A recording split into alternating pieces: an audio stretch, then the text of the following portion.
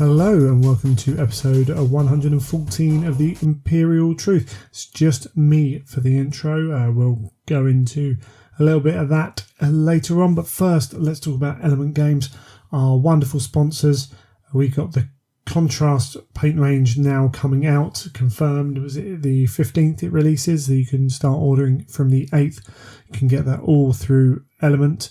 We have There's loads of stuff coming. It never stops, does it, with GW? I know I need to get some airbrush paints as well, so I'll be going there for that. And of course, you can get your Horus Heresy Black Library books from Element as well. If you go and search for them, they usually keep a few in. Definitely get a few in when they're released. So Siege of Terror, you can get that one from Element. And wonderful service from those guys usually. So all really good. So the reason it's just me is basically time. As listeners who've been with us a while will know, I've started a new job. It's taking up a fair amount of my time amongst other things happening as well. And it's been a real press looking at changing things up a little bit with the podcast. Nothing too drastic, but just trying to get a little bit, so we might have a little bit of a rearrange of how we do episodes, but need to kind of work that one out. Just haven't had time to sit down and record. Just the way it goes. Sometimes change the circumstances. You maybe can't stay up as late in nights and whatever. And it's been manic, but good. Can't grumble at all. But it has meant that this episode particularly kind of just got led away. We did have some stuff lined up, but didn't quite work out with other people's work timings as well. But I like what we've got done for the main topic of this episode, the Roundtable. It's definitely something I want to do again in the future. I think we're going to mix it up and have different people on, partly because I just want to get different opinions, and partly because this one we've had all podcasters, and that in itself is one view, and hopefully we can go and talk to people who don't necessarily have that voice and have a different kind of look on the hobby as well. So if you've got any topics you want to have discussed in that kind of thing, send them in. As this episode shows, you can talk about a handful of topics for quite a long time. So there's potential for us to have some good episodes going forwards there. Once again, you might be tired of hearing about this by now, but there's some people who like the reminders. Cardiff, we are happening end of August. We have an event. We have plenty of space left. I know it's not the greatest weekend to try and get stuff organised around a bank holiday, but we've got some really cool stuff going on. In terms of the gaming, you can find out all the information by going to the events page on the Facebook site, and been sharing links for it. The Reckoning of Dalen Prime. Miles is coming from Little Legend Studios. He's donating a set of brushes to the prize pool as well for Best Army. I'm going to put up pictures soon. I've just been magnetising loads of Zone Mortalis terrain. Hopefully there'll be pictures up shortly after this episode goes up, and my start of my progress. I'm running out of time on that, so I need to get those other magnets in and start spraying those pieces, because there's some really cool terrain there, and I need to get that painted. I'm probably going to take a couple of days off during the summer, hopefully, to try and work through that. But I'm really looking forward to running that event and seeing what happens on the weekend. It might not be as big as some previous ones, but that doesn't mean it can't be fun. In fact, that might mean we get to do a little bit more with it, because we don't have to manage so many people. So yeah, really looking forward to that. Some of you also might be aware by now that I've got a new podcast. It's a monthly Adeptus Titanicus podcast with Matt Woodsmith, who those on the English scene might know. Talented painter, all-round good guy, plays the game in the right spirit. We've released the first episode of that. The second and third episode will follow very shortly before we head into our monthly kind of pattern. And the first few episodes, we definitely make sure it's beginner friendly, and as we go on, we're going to try and get that balance right. We want people to be able to come to the podcast as they're getting into the game, but also want to be able to talk to people who play it a little bit as well. So we're trying that out, and it's been fun. It's gone down fairly well so far.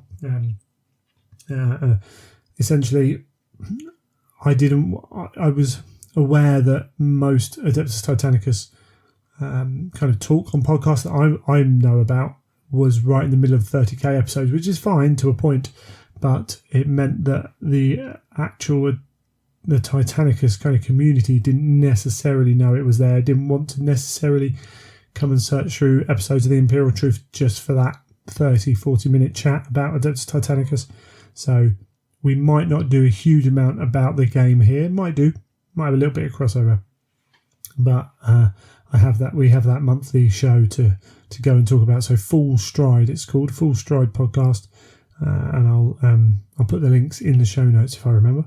But you can go and search for it on iTunes, on Twitter and on Facebook for the groups. It's on iTunes, so all your podcatchers should be able to get it. And it's going well. So if you like any of the shows we do, I do, then you might like it. If you're into Adeptus Titanicus, you might like it. So always worth a listen, I feel. Now, we might not have had much news from Forge World themselves. We've got Adeptus Titanicus weapons going in and out of stock on their website as they try and maintain, keep up to demand, both the plastic and the resin ones. We did recently have the Black Library live, which unfortunately I wasn't able to go to because of work. And we've had some really cool releases and information for the Heresy that are coming up. We have Black Shields, the Broken Chain, the third audio in the series by Josh Reynolds. So if you like that, if you like your audio, then that's obviously going to be a good one. Valdor, Birth of the Imperium by Chris Wright. So looking back at Valdor as a character, this one was a real surprise to me. I'd heard nothing about it, didn't even really think about Valdor getting his own little piece. But that's cool. It's more expansion on that. I really like that. Siege of Terror 2 we knew, The Lost and the Damned by Guy Haley, but they showed the cover of this off, and it's fantastic, sanguineous looking, glorious in the front of that. We've talked with Michael on the show. I know there are certain events that occur during the siege.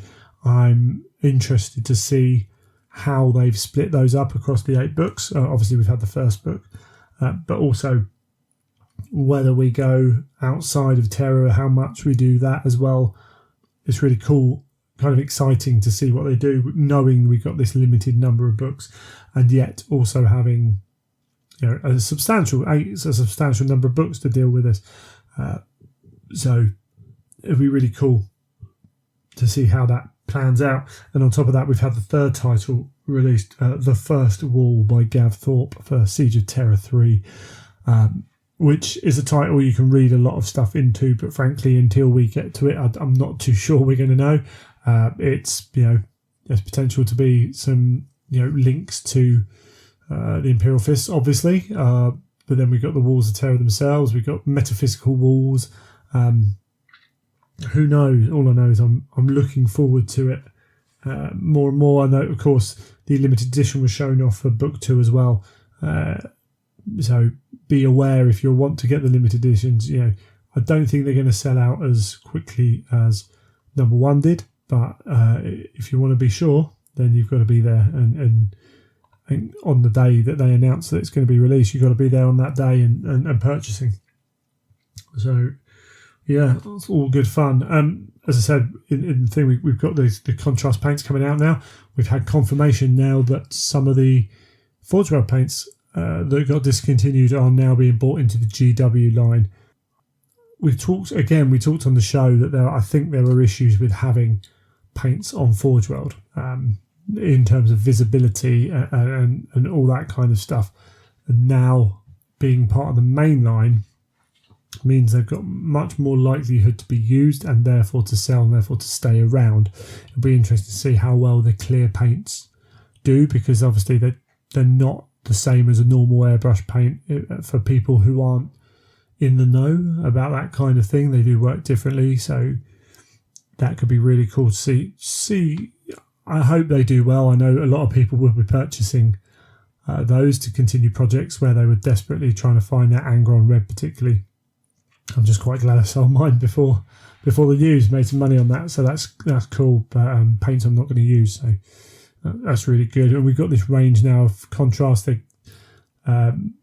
They're also changing up like the ordering and stuff and getting rid of some glazes, but I think that's because contrast can work like glazes. There's no point if two products are doing almost the same thing. There's no point in keeping two products on the shelves. It's taking up shelf space and all that. So it all seems to make sense, and we're going to get a big release. There are people reviewing this stuff now with YouTube videos and everything, and there are lots of people out there doing it. Games Workshop are putting up their own videos, but if you want to go and see other people talking about them, there are Patreons and YouTubes and blogs and Facebook's posts you can go and find of these people playing around with the paints. It's an interesting reaction.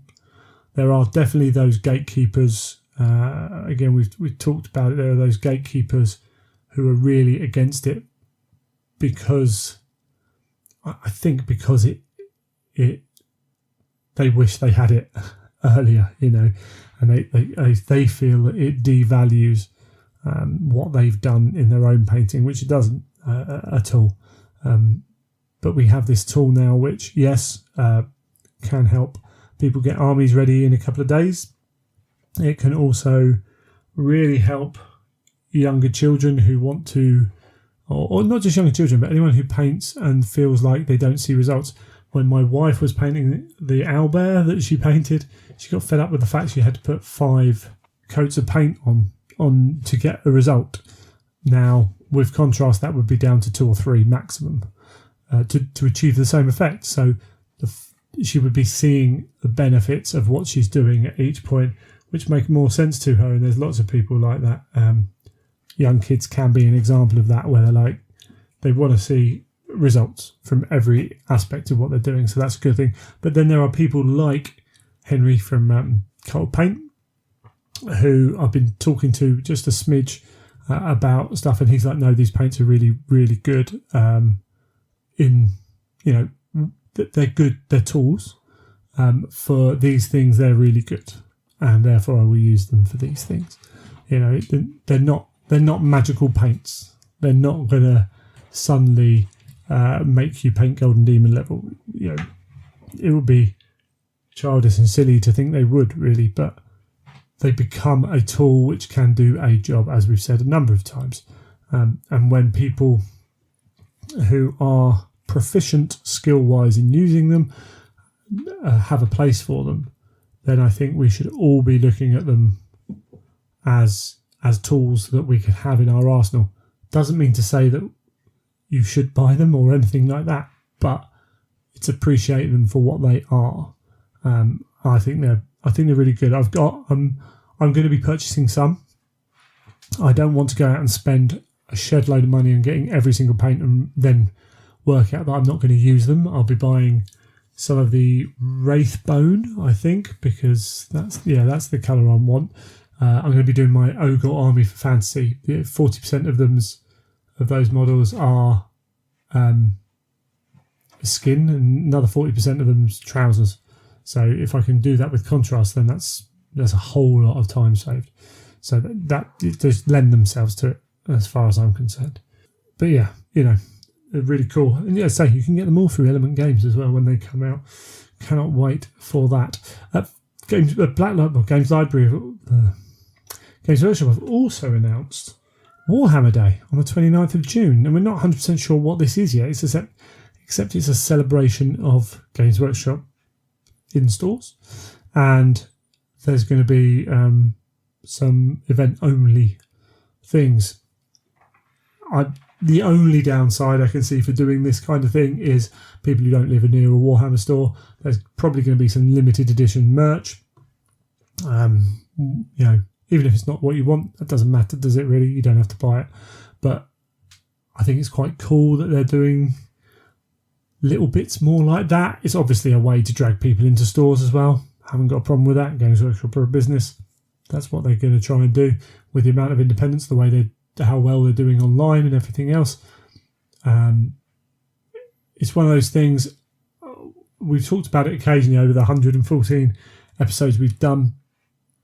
In the UK, the presence of Games Workshop on the high street is not to be underestimated. I don't think they've got, it doesn't work out quite the same way across other countries because how dominant they are in the UK, and essentially for wargaming, for people my age who got into tabletop wargaming, most of them, and there'll be other, there are obviously some who don't go this route, but it was either D&D into wargaming, or it was walking along the street and seeing a Games Workshop, or maybe seeing a white dwarf in the newsagents.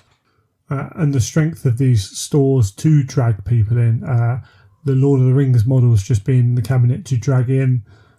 Lord of the Rings is socially acceptable fantasy.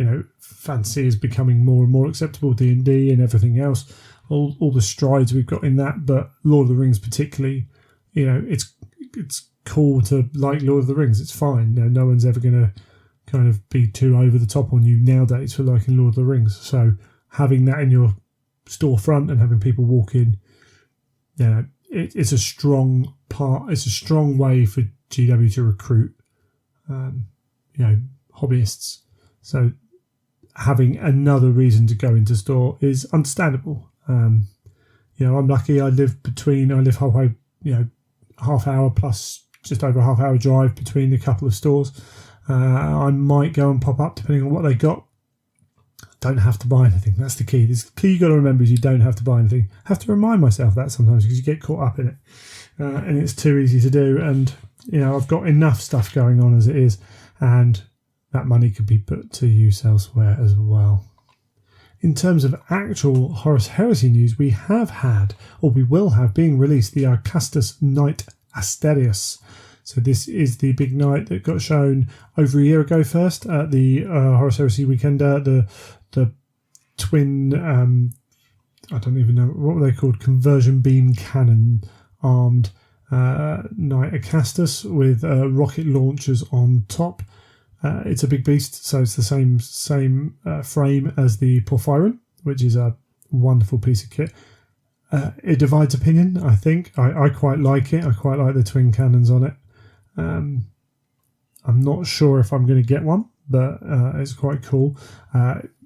It's interesting rules-wise. So the Kragnos mortar battery, I think, is fairly similar to the one on the vehicle. 16-inch range, strength 5, AP4, heavy 3, barrage, 3-inch blast, fleshbane, radphage, ignores cover and pinning. So, putting out a lot of shots. Never sure, kind of, once you AP4, you can add a lot of rules onto AP4. Yes and no as to whether it does a huge amount in most games, because most games you're facing power armor. But that's cool. It's not its main weapon. Its main weapons are a conversion beam cannon. Now I'm actually, I always think conversion beams aren't that worth it. This one being that bit heavier helps it a lot. So up to 18 inches, it's strength 10, AP3, 3-inch blast with ordnance 1, which is not that great, to be fair. For bearing in mind this thing is, a chunk of points, 540 points, in fact. At medium range, though, this is where the conversion beamer usually let itself down for the small, the heavy conversion beamer. But this one's 18 inches to 42 inches. It's strength 10, AP2, ordnance 1, large blast 5, and Wrecker. So, Wrecker's whatever, large blast, cool. AP2 at strength 10, there's nothing to be sniffed at. And then over 42 inches, strength 10, AP1, ordnance 1, massive blast 7. Is it better than Porphyron? Possibly not. It looks cool, and that's always one of the biggest things with these big beasties. Is how cool does it look? It's got two Volkite culverins built into it as well, in case you want to walk forwards and stomp stuff. But it's not that great in combat, except for its stompingness. It's you can take it it has a household rank rule if you're taking it for Questoros, or it's part of a Mechanicum Tagmata list. As Lords of War, so it's limited as it should be. It's 8 hull points. It's got an ion shield. So I saw someone talking about the fact the ion shield's on there. About the fact it's only got 8 hull points. When you've got that 4-up save, particularly combined with a model that wants to be in the corner of a battlefield, so you can have that maximum range. Every shot you fire under 18 inches is wasted compared to firing the shots 19 inches plus. The weapon gets better the further you are away. This is definitely one of those models that can sit in the corner of a battlefield and never move. Then you can angle that front 45 degree 4-up save, and all of a sudden your hull points go from 8 to 16 effectively. With a little bit of luck, you just don't go down. In some ways, they're much better than actual Titans. Obviously, it depends on a little bit on luck and whether you can get around and force them to choose a side. Front armor's full team, but it can be really tough to get rid of. In my opinion, the problem with these sized models, the Porphyrion to a point, but certainly once you get up to Titans and particularly the Asteros, with the fact that your conversion beam cannons are going to want to be at long range, is it sits there, it doesn't move, and it just shoots until it dies, and that's a little bit of a negative play experience at times. And that's there are things in the Heresy that can be like that, and putting it into even a 3,000 point list can be a real struggle to get that balance right. And we've got a game system where it can be rock, paper, scissors anyway. So although I like it, I say with the Porphyrion, I'm not too sure I'll take this one. If you play bigger games, maybe it's got more of a place. I don't know if it's kind of the weapons are that good that it means in those really big games you'd really want to take it. But it's cool. It looks cool. It does something slightly different to the other one. That's the minimum you can ask for, I suppose. We'll see how it goes once people get it on tables. People will buy it and they will want to use it. And I look forward to it coming out. And you never know, maybe something else along with it as well. But bearing in mind it's me by myself, I'm very aware that we've been going 20 odd minutes and I should probably shut up. So we're going to have a break and we're going to come back and we're going to have our first round table discussion.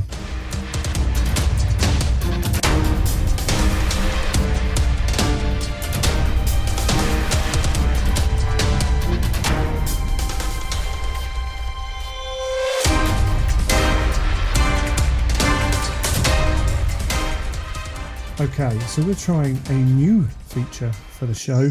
We have got some notable names, I think we could use as a term, or some infamous names. That's more than famous. We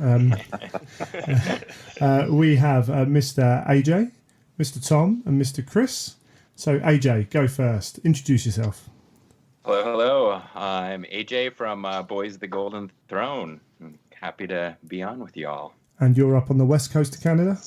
Yes, we are based out of Vancouver Island in BC, and based out of Victoria, BC. Excellent. And then travelling a little bit south, we have Chris. Hey, what's going on, everybody? This is Chris Pretty from Covenant of Fire and TFL, coming to you from Texas. There we go. And moving on to a little closer to home, somewhere up west and north of me, Tom. Hello, I'm Tom from the Geno 5-2 podcast, infamously the drunk one rather than the funny one, but there we go, that's how the community's described us over the years. I'm based in the west of the country, Gloucestershire, basically. Lovely. Which is laughable distance between me and Greg compared to the distance in Texas, but... Well, yeah, I mean, sometimes I think it would be just as quick to get to Texas as it will to you, but there we go. Well, it's going to take me three hours to drive 120 miles to Leeds tomorrow. Oh, goodness. That's not bad.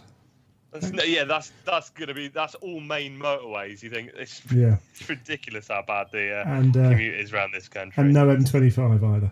So you don't have that. No, I get the M25 on Wednesday. Lovely. So all you guys with your respective podcasts, I'm sure most of the listeners will have an idea of you guys, but you're also run events and involved, like actively involved in the community as well. So the idea was to get a range of people. I will say that, I've met all you guys and we're friends, so I haven't gone out to try and find someone who's going to be completely opposite to me. The chances are we have some similar views. I think that's probably fair to say over the years. I think that's the first time you described me as a friend, Greg. Yeah, well, the things we do for our podcasts. So yeah, let's caveat that from the start. We're having this discussion. I'm still. We're all podcasting. We're giving up our free time on a Sunday evening to do this, or a Sunday afternoon. You're not going to do that with someone you don't like, or maybe you are. I don't know. But so let's caveat that, and we're just going to have a bit of a roundtable discussion, and hopefully it's something we can do in the future shows, maybe with different people as well. All of you guys, let's jump straight in. I take it you all saw the updates from Warhammer Fest and Book 9. Looking exciting? Yeah, I think so. Yeah, I think it's what the community needed. It's been quite a tough period of time since Book 7 in terms of keeping everybody going forward in the hobby, and I think having a new book that's been well received has really sort of got the community going again in the right direction.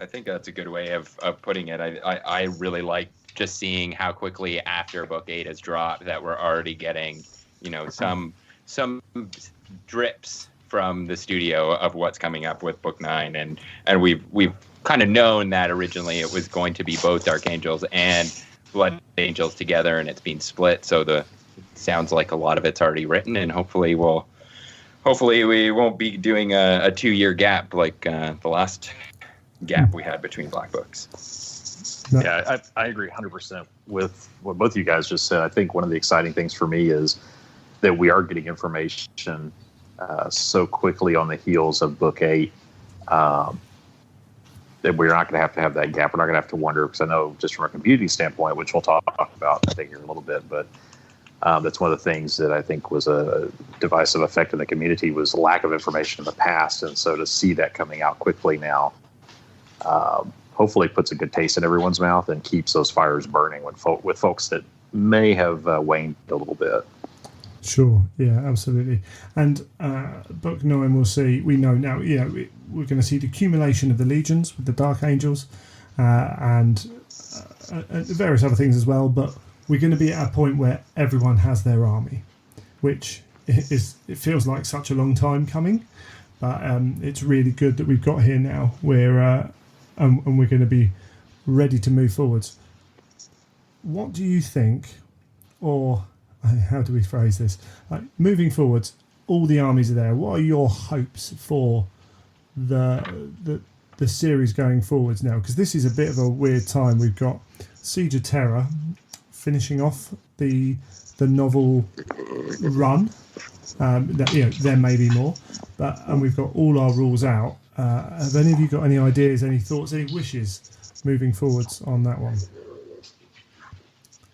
I guess I'll jump in. I think, first of all, from a gaming point of view, I think what's really needed is a full set of red books. Because, again, I think one of the things that the community suffers from is there are some high barriers to entry. Yeah. In terms of, you can't, if you go and compare it to 40k, you can go and buy a box off the shelf, get the rules, and off you go. Whereas we have quite a spread in terms of there are some units in red books, some units in black books, some armies have only got a black book, not a red book. If you play Mechanicum, like I know you do, Greg, and me, and you, Chris, as well, there's a big spread. And you, sorry, it's all good. All of us. Mechanicum, it's a good example. There are so many places where we've got to get rules from now. Black books, red books, PDFs online. it becomes a very laborious thing to play. I played a game the other day and I got black books, the red books on my iPad, PDFs I'd download, and FAQs that I'd had to download as well. Sort of flicking between documents to play. I think in terms of in the end, this is a game. It's what we all play a game. Having a good set of books that we can reference to and make that easier helps the community play the game and do this. I mean, I think I've got more of my event organizer head on here. So I think really, for me, once the legions are all out, getting a consolidated set of red books, because there are some red books, especially like the human one, the solar and the militia books, that have been out for a long, long time. I could really do with a refresh, and I think that would help carry forward this feeling of, the community moving forward by getting a new set of red books out. Yeah, I agree. Oh, sorry. Go ahead, AJ. No, I was just going to say I 100% agree with. I think we know that's eventually coming, and that we're going to get those red books, and I think that will really, hopefully, maybe do a little bit of a balancing act to bring everything up to par with where all the different legions and factions currently lie. I think that is inevitable that we see that. I think past that, what I would like to see is potentially some more missions. Maybe this is from my event organizer point of view as well. Like, obviously we get very themed missions in the black books, but I would really like to see some more standard missions come out.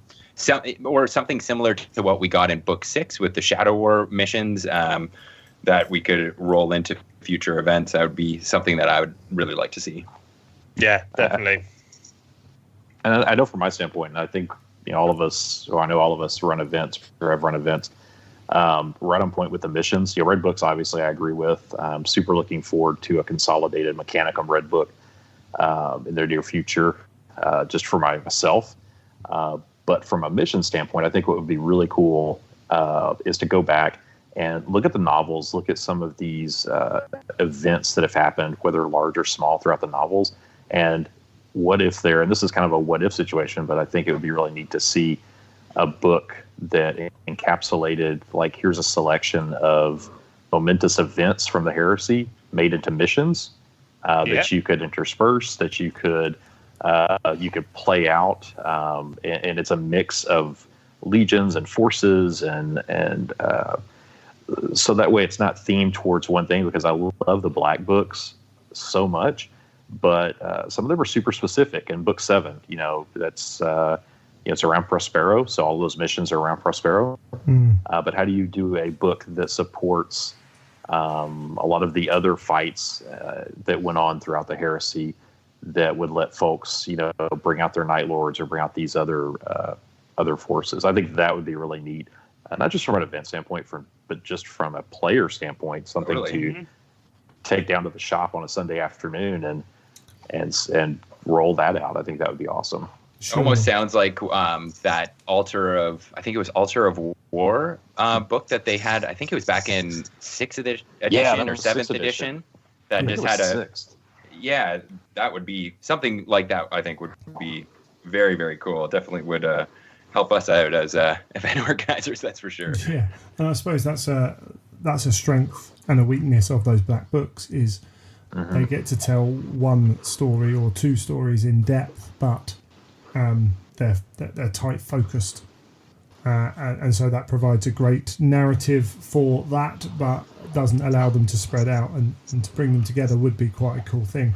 I will say. So I put this question to Anuj actually at Warhammer Fest, and he wants to do a red book of. I don't know if it was just missions, but he would love to put a red book out that covered a lot of that kind of thing, and seems to be not keen on the uptake, not sure whether it would sell or not. So maybe that's something we need to be rising up and asking for. Or even as a section of that, some guidance from people like Anuj and stuff who create these missions on how to go. How do you go about creating your own custom missions? Where can you look for inspiration? Because I raid through old editions of codexes, old rule books. I've even stolen new 8th Ed 40k missions and used those. They're really great. so it's, even if that red book combined just, some guidance on how to create, a fun, reasonably balanced mission, that would be quite interesting, I think, for a lot of people, to help these. So they won't necessarily need to turn out 50 missions. They could turn out 10 missions and a guide on how to actually create missions. That would be insanely cool. Or even as a seminar at a future weekender or something, just of how they approach that would be very interesting to get a little peek behind the curtain. Yeah, definitely. I'm the same. I actually think it's one of those weird things as well, and it's something we need now as a community because of events almost, and regular playing in the club because it's been that period of time. The missions in the black books are good and they're fun, whatever, but you want to be able to just come and throw down and not have to say, have you ever read any of these missions? The amount of times I've thrown a mission down at an event and people have gone, never heard of it. And you're like, it's a really cool mission in here. Yeah. And they're like, I've never even seen it. Yeah, there's the thing that crops up a lot with the 30k kill team, whereas I always want to respond with, there's already one in book 3, Victory is Vengeance. There is a whole 30k kill team expansion already written in it, because it seems to pop up every sort of 6 months. So I've written a kill team expansion. I was thinking, cool. There already is one by Forge World, And I know Chris Gibson's tried to get an event off the ground with that before, and there was very little uptake on it. But it seems to pop up all the time. So there is an element that people don't have access to these black books, especially with books 4 and 6 being out of print for a long time, and they're expensive books. So people don't see these things. They don't see these missions, like you said, Greg. I mean, that could change now. We got the paperback versions of those come out, and I don't know about you. I thought they were only a short-term thing until they get a reprint. No, they are the reprint. So, right, okay. Yeah, at the end of the day, it's expensive to make those big black books, and they don't want however many hundreds or thousands sat on the shelf. So, absolutely, the cheaper version has that advantage of not being as cost incentive, but also maybe appealing to more people. And by the fact it's sold out, it appears that lower price point hits that next group of people. So fingers crossed, maybe we will have more kind of spread out from there. I know it's something me and Stu have talked about before on our show about, you look at books 1, 2, and 3 especially now, the rules in them have been superseded 2 or 3 times now. The actual rule sections of them don't sort of useless now. The fluff and all the information in there is fantastic and it's still completely brilliant. Why don't we reprint these books as softbacks without the rule sections in, so we can shorten them down, lower the price on them, and get people into? Because I know loads of people would love to have a black book collection, but £75 a book, it's quite prohibitive to buy. And especially if you think, well, 50% of the book's not relevant. Absolutely. Well, and I'll bet you with this as well, just announcing that this is, these are the reprints and you're going to get soft covers. I'll bet you that has really spurred the other collectors of the black books that, say don't have book 3 and hey, I better buy it now because I want them all in the leather bound version and not a softback version. So I'm sure their sales have increased. Like the numpty here who's sitting looking at all 9 of the black books and thinking, well, I'm in now and I've got to just keep buying the big thick ones now because I'm completely hooked now. We are part of the problem. Yeah, we definitely are. My friend, I think I was just gonna say, I think a soft cover, just the fluff, I think it's an excellent suggestion. I know there's guys just in my local group that are newer to Heresy over the last year or so that and I'll use Cody for an example. He went with us to Adepticon. He picked up book 8. That was his first black book. But I know guys like Cody would definitely, if there was a book that was $50 to $65 US, that was just the fluff piece of like books 1, 2, and 3. I know for sure there's an audience here in the States that would buy that. I think there's an audience everywhere that would buy them. They sell like hotcakes. Well, they, when the end times came for Warhammer Fantasy, we had those books come out. And I don't think I played a handful of games with those rules because the nature of my army, the armies I was playing didn't benefit from a huge amount of them. I collected all 5 of those, and I've now sold them because I wasn't looking at them. But I was reading that story on the day it came out, and there were people now who just read the books who were trying to get that extra information. I think that would be potentially a very good way for them to go. We'll have to see kind of who makes the decisions there, what they decide, I suppose. Yeah. I know. I was going to say, I know it was mentioned just a few moments ago, the Victory is Vengeance. I just want to kind of roll back to that real quick. There is a group in Houston. I was actually talking to the guy that has been running it. They've done a 3-month 30K kill team. And I mentioned to him yesterday, I was like, it's great that you brought that up, because I pointed out to him, I was like, hey, did you realize there's actual rules to do this already? He had no clue. He was just like, really? Yeah, and the whole so we talked campaign about system. Yeah, so we talked about it a little bit. They were just wrapping it up, but we discussed. I told him where to find it, and next time that I'll see him at an event in July, I told him I'd bring my book so he could flip through it and see it. But I think if there was a supplement that was just that, and maybe add to it, update it a little bit, add to the rules, put some missions in there, I think that would be a great supplement as well. See, what would be good in that book is to throw the ZM rules in there as well, because again, they're spread over 2 black books that are expensive to buy. Yeah. To have a compendium with Victory is Vengeance, the city fight missions as well. There's a whole city fight campaign and stuff in there as well.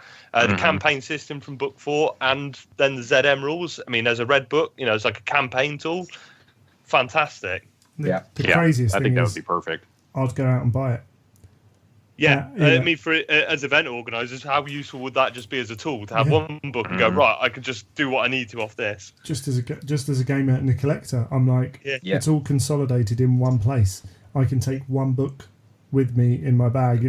Back in the good old days when you didn't have like the consolidated.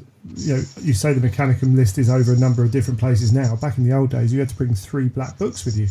Yes. You break your shoulder doing it, but that's what stopped me doing Mechanicum when I first jumped in, because it was just like I had to buy £150 worth of books just to get started. I was like, no, I can't do that. Yeah.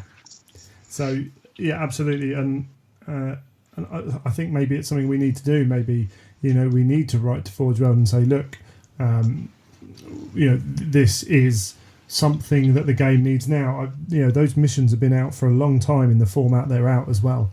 I think the game's changed. We look at armies like Custodes, armies like Demons now, which change the game state. Knights do to quite a great point as well. If you change those missions up so that scoring objectives, not necessarily at the end of the game, but the scoring objectives became more important. Like Age of Sigmar now has missions where you're scoring every turn, sometimes cumulatively on objectives. You can't afford. Well, you can afford. You can still play with 4 big models and hope that you can get away with it. But if you're slightly outplayed by a more numerous army, they're going to be on those objectives, and you have to do too much work. And that maybe works as a balancing feature as well. That's a very good point. I need to raid the Age of Sigmar General's Handbook for missions for 30k, because there's some very interesting mechanics in there about. I played a game the other week that had a moving objective. Yeah. So your objectives moved at the end of the turn, so you couldn't just sort of camp. I had a big unit of sheet ghosts, and I just sat them on an objective. But then, of course, next turn it moved away, and I was like, So my objective camping unit had to move. So there's some great missions in Age of Sigmar that could be adapted for 30k use as well. So so we could do with using some more modern mission design in 30k as well, like we've got in Age of Sigmar and stuff now. Yeah, I think maybe this is a good time for it as well.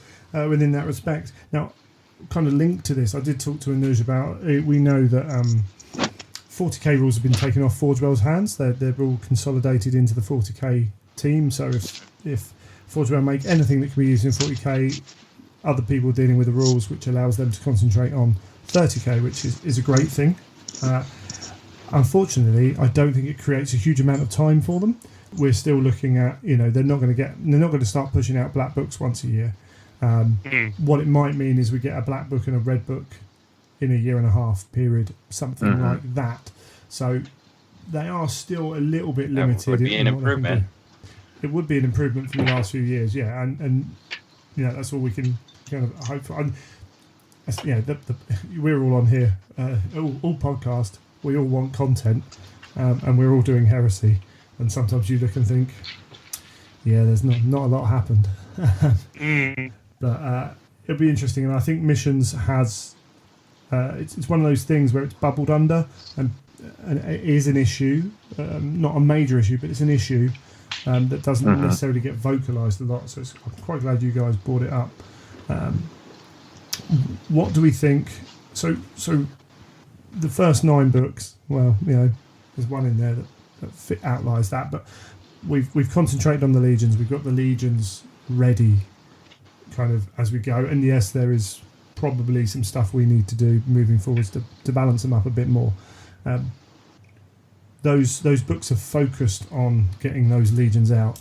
Where can you see those black books going outside of? Because it's almost like a good period to jump around now. I know they've talked chronologically about events, but do you have any concepts, any ideas, any thoughts? One for me. Oh, go ahead. No, you go. Go ahead, Jake. I was just going to say, as we're all Mechanicum players here, one thing I would really like to see is a Mars book. But I have a feeling that from the sounds of it and what we heard from Fest, it sounds like we're going to kind of get the Schism of Mars in book 9. Not to say that I wouldn't like to see something a little bit more Mechanicum based, as that's a major point in the heresy that has huge ramifications, obviously. But that might be a little bit too focused to be a complete book to itself. Sure. As much as I would like. It could definitely be a second part of a book, the second campaign in with something else. Maybe that would tie in with what I was going to suggest, is I want to see more of the humans. One of the joys of the original trilogy of books, the Black Library books, was the humans in there, the remembrances and the interaction between Astartes and humans. And I think some of the best characters in the novels are human based. I just listened to your interview with ADB, Greg, and talking about Loretta Sarin and stuff. There's some great human characters. So maybe some more Imperial Army, some more stuff on the militia, some more stuff on Solar, maybe something completely different. But I think the humans are what it gives us as people viewing into this world. It gives us our reference point to these demigods and superhumans running around. So I'd like to explore that more. Cool. Yeah. A Schism of Mars book is probably number 1 on my list. I agree that it probably could be a book unto itself, a black book unto itself, but definitely a second half. But that's one of the bigger pieces for me that I'd like to see fleshed out, just more of the story.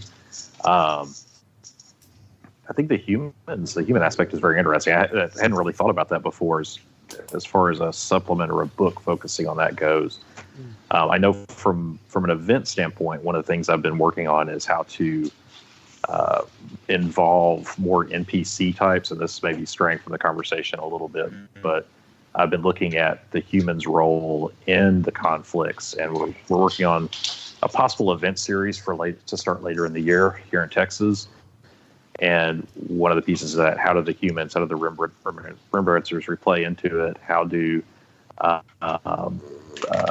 spies, all of that sort of thing, work within the framework of the larger conflict? So I think something supported would be kind of interesting around that. Yeah, cool. I will just say, some of those stranger noises are dogs. Yes, sorry. For those that don't know, I do have 4 French bulldogs. 3 are in the room with me right now, and they're all wanting to get in my lap. It's fine. It's fine. There was just for a second I forgot, and there was some just like, what is that noise? And remembering it's the dogs, it all makes sense. So just again, we actually talked before we started recording the reminders that we're all doing this from our homes in our spare time. They're all there. Magnus has been locked out of this room tonight. But, I think those are all pretty valid. I think we might see. There was some talk about Agents of the War Master. They're not going to be in the next book, but potentially, hopefully, the book after that, we can start to see there's an option there to expand on the non-military side of things. You know, the outliers, the assassins, and that, and whoever knows. You know, I mean, you could have all kinds of things. You could have. I don't even want to kind of. You could have cabal agents, like who work on one side or the other. You know, there's things you can do in that open up opportunities then for us as players to then say, well, we've got rules for this kind of character. I can make that into a Mercedes Ollerton, who, you know, or I can make that into a whoever who actually, you know, does have some effect on the game, which would be really cool.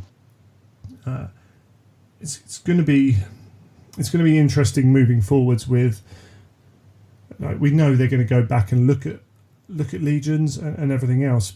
One thing for me is there are people out there now who've collected their heresy, who have 2 or 3 armies that are quite large, and how Forge World keep these people purchasing things. Yeah.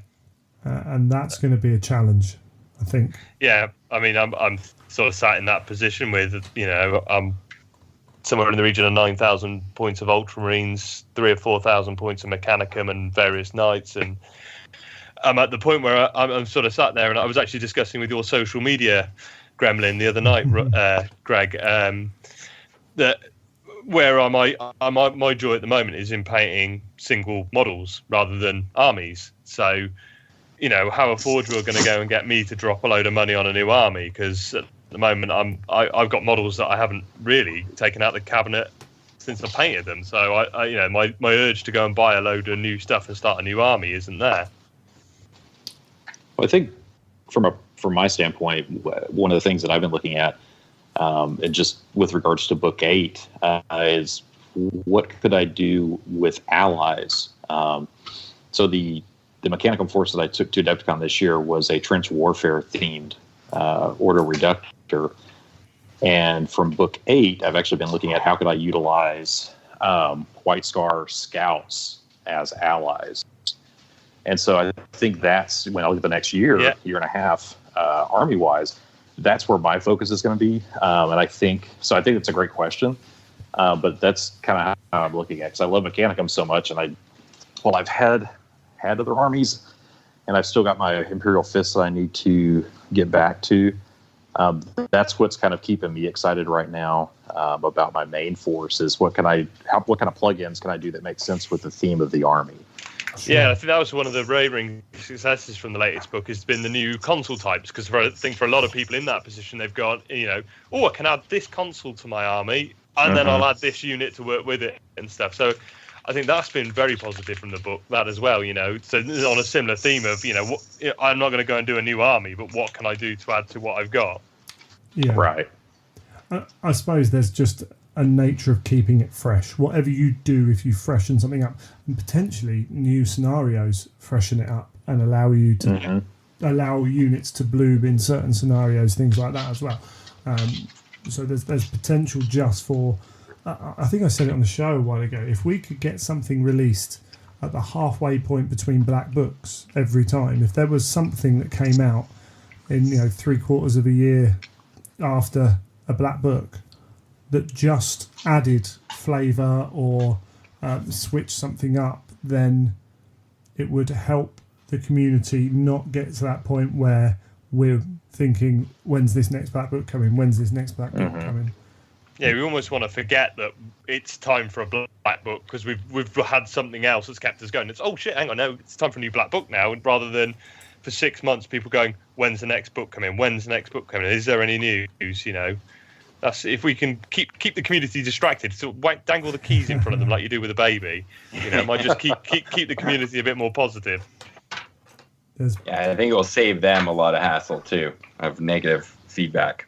Yeah. Well, I think one of the things you could do, and this doesn't even involve releasing an actual book, but how do you utilize your social media? How do you utilize like Warhammer community to maybe bring the focus? I'm just going to use like my Imperial Fist.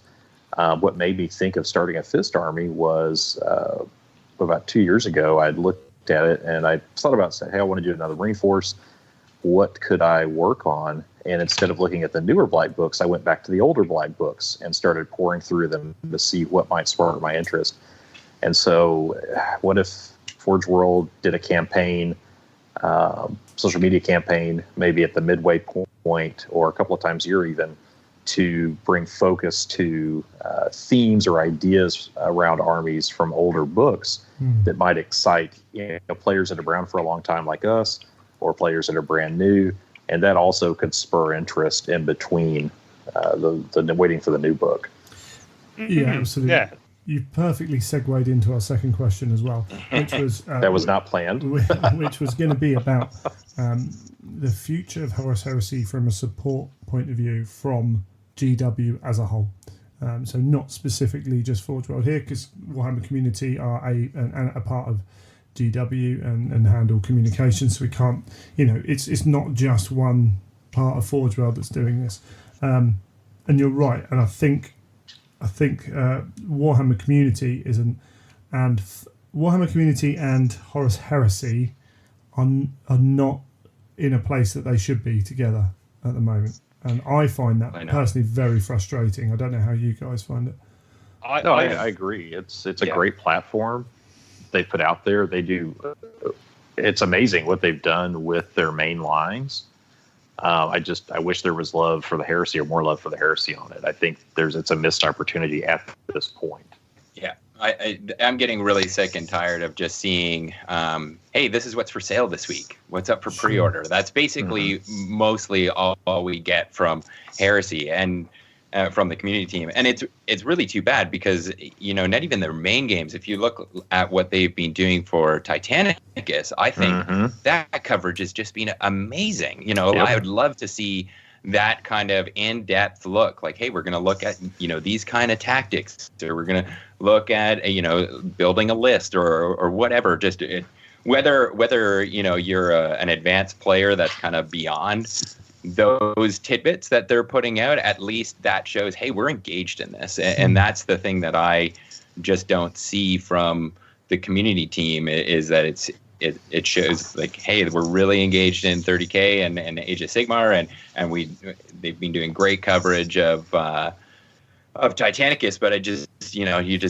when we just get, hey, this is what's up for pre-order, this week, it really shows a lack of engagement from the team on the Heresy, and it is a missed opportunity. So hopefully it changes. I was just going to say, it seems like there's a lack of understanding of the game. Like maybe there's nobody on the community team who plays Heresy. Could be. So there's a lack of knowledge of what they could do with it, which is maybe I don't know what the communication is like between the community team and the specialist games team who are handling it, but there does seem like they pump this information out because that's the information they've got, whereas they don't they don't know the Heresy line as well as maybe they know others, so they don't throw those little articles out. Because I think, totally, why don't we have a little a little 3-part article series run over a couple of weeks on the Dropsite Massacre? Just all they'd have to do is lift some text out of the Black Book and just fudge it into a text. I mean, from a journalist's point of view and a writer's point of view, the hard work's done. So why aren't they making it? And I wonder if it's maybe they don't know it's there. So or like with the new Black Book coming out, like, hey, you're collecting Blood Angels. Here's a 3-part series on tactics and list building of how you can do different from another legion kind of thing. That's to me, it's kind of low-hanging fruit, and it would be a shame that if it's just not having someone on the team that's knowledgeable. To me, that's more of a management issue. Then whoever's managing that team needs to have all the bases covered, really. There seems to be. So again, this was another thing I asked about. I asked Adam Troke, who I think's community team manager, and he said something along the lines of, it's down to the guys behind it to provide articles, And then on the other side of it, they were like, well, no, I think the news was saying I've been asking like to get stuff done and it's not been happening. Or something, don't quote me on them. They might not be exact quotes. I'm not trying to get news in trouble, but there seemed to be a disconnect there, which, can happen, whatever. When I look at the Lord of the Rings stuff, a lot of the articles about gaming come from Jay Clare, who's writing on it and goes to events. So that would suggest that there's a lot coming from that. But then we also know that, what's his name? The latest painter to join, my mind's gone blank. Not Peachy and Duncan, the new one. Help me out here. Was on TV doing bits. I'm not sure. Nice guy. I'm not sure. Any help on that one? My mind's gone blank. Anyway, he was painting up some of his horses, and that became an article on there. But also with Age of Sigmar, they reach out. Tyler Mengel does articles from outside about hobbying and what have you.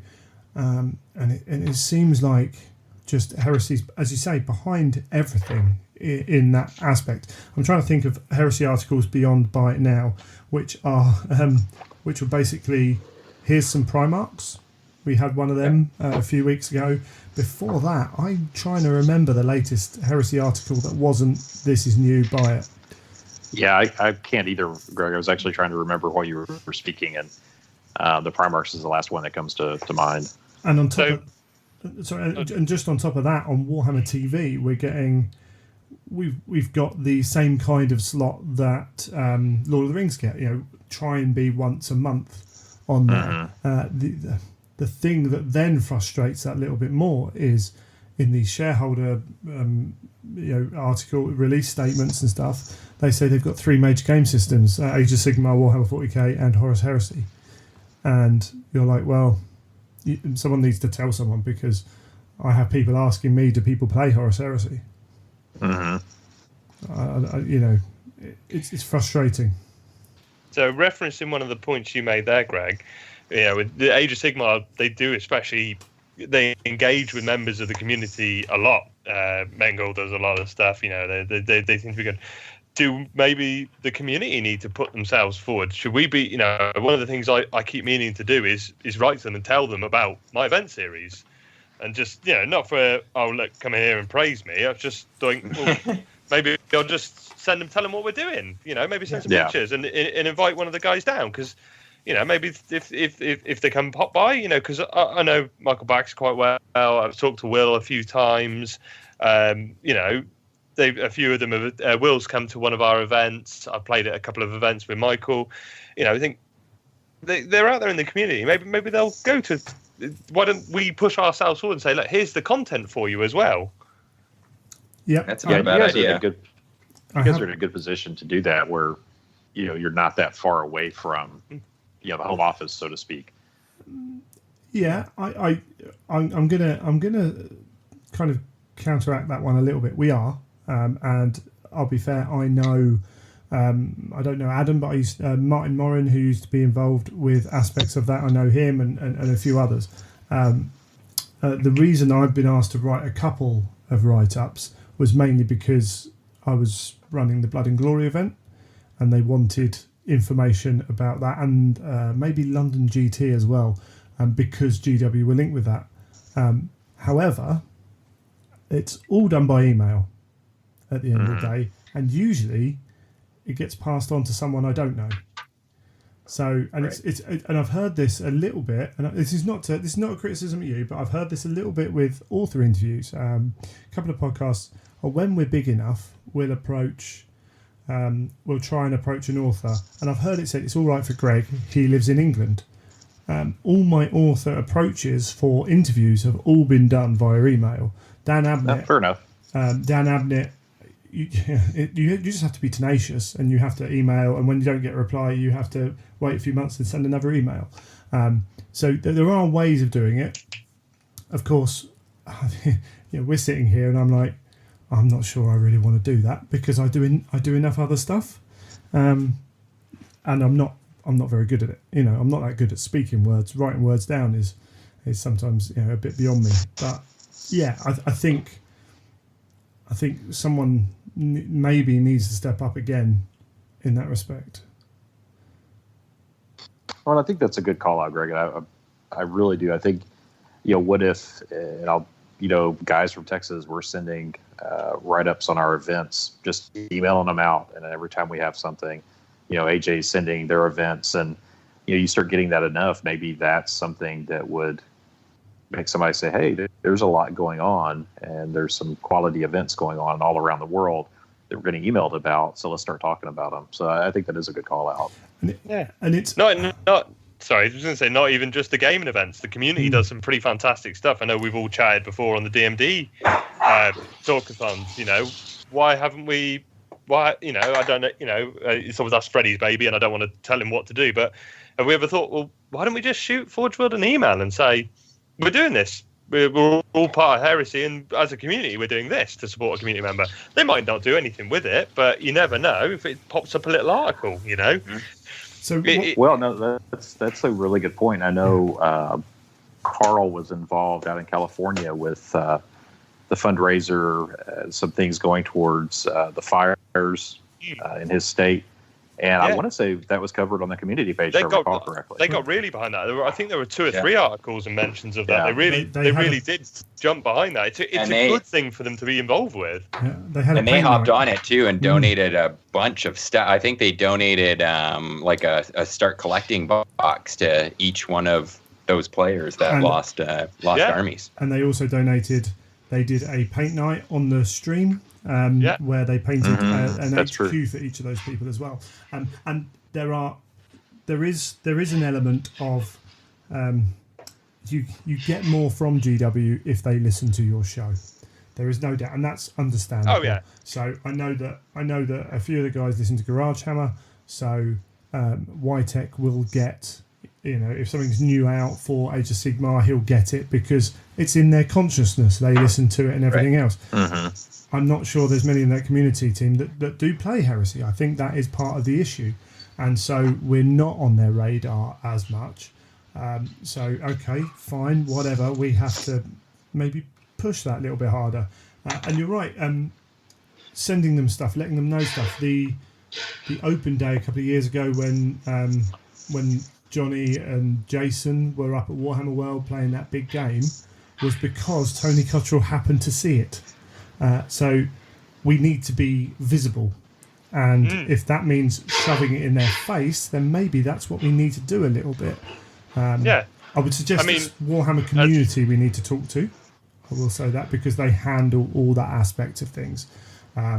So if I think actually that's a good challenge. If someone's out there, if you're doing something awesome, if you've got a big event and you're out somewhere where people don't think they play, if you're doing a big game, there's or whatever it is, or a cool painting competition, then why not let GW know? Get some good photos. Make sure you couch it in terms that are going to work for a multinational company. If you write them an email and the language you use is not appealing to a multinational company, they're going to ignore you.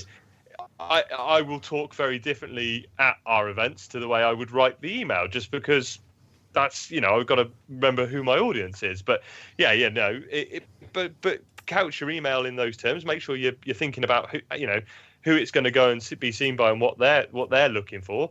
Give them the information, and suddenly they've got 6 or 7 emails in going, oh, there's some really good community Horus Heresy stuff out there. Maybe we'll get them out to one of the events. Maybe they'll do a little oh, did you know the community in Horus Heresy is really alive and doing this? And suddenly we're giving them free content, and it's some poor bugger on the community team will go, I've got a deadline, I've got to write an article, I've got half an article because somebody's already sent it to me. Great, there we go, half my job's done. Yeah, I mean, what's the worst case scenario? They read it and don't do anything with it. Yeah.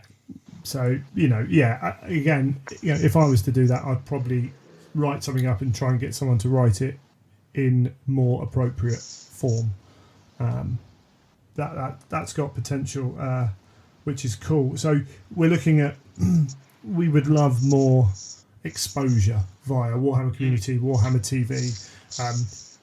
When they do their events, I'd love them, if they're at Blood and Glory, I'd love to have another game of Horus Heresy on live. We've done it once, but that was purely because they were changing editions of 40k.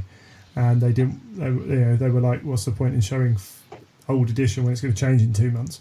I'd love to see something like that as well.